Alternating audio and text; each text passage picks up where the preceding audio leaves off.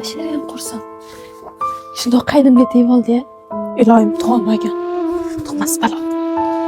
Voy, qayerga ketyapsiz? Dinospa bilasiz, qachondan beri farzandga harakat qilyapmiz.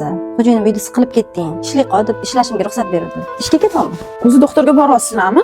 Boramiz. Endi bu yoq xudodan Dinospa. Qaynima farzandli bo'lgisi keladi. Undan ko'ra ketizda davolatib, tug'ing, ko'chaga yugurmasdan.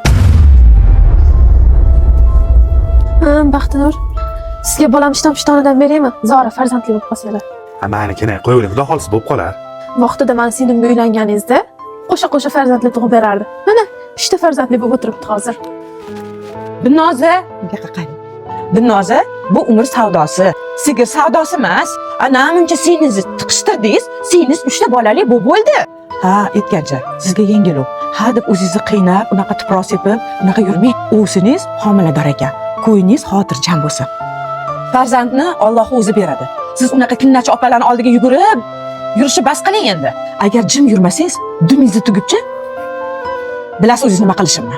Shu yerda gap, shu yerda qolsin. Tushundingizmi?